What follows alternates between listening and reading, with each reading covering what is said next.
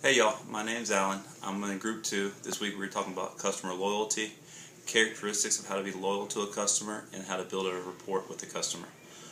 First off, as an employee, customers are number one. No matter what store you work at, where you work at, your customer should always be the number one priority.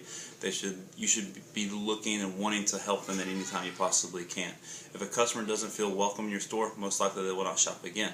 As soon as you recognize a customer needing help, as an employee, go help them. Go ask what they need. If they need any help, point them in the right direction. If the customer is unhappy, do the best you can to make them happy. Even if you have to call a manager or your boss at the time or whoever is ahead of you or above you at that time, get a hold of them so that customer can be happy and they can get your store can get a good review, and as an employee you can get a good review from them as well.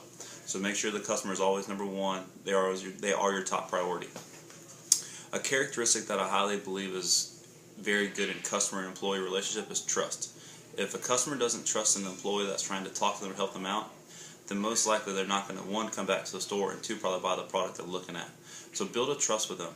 This trust can come by body posture, by communication, by eye contact, and just by giving them the right information. Don't give them false information just because you want them to buy your product or buy from your store. Give them the right information. If they have a question about a competitor, give them the proper information so they know that, hey, this person is telling me something about another product, so they can believe in you, they can trust in you. And you know what? They might not buy that day, but there's a very good possibility they'll come back again and buy from your store and bring a friend at the same time, just because they have trust in you as an employee, because you didn't try to lowball them or just stray them to only your product.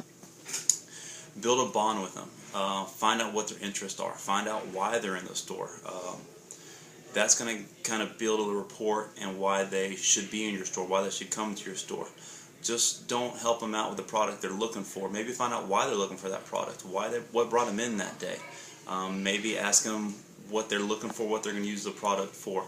If, as an employee, if you can find all that information out, it makes the sale a lot easier, because you're not only just helping that person just on that one product, you could be helping them out and point them to a different direction on another product as well.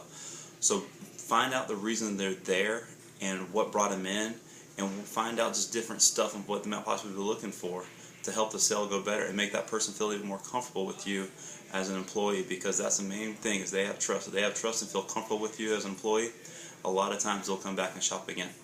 Thank y'all very much. Have a good week.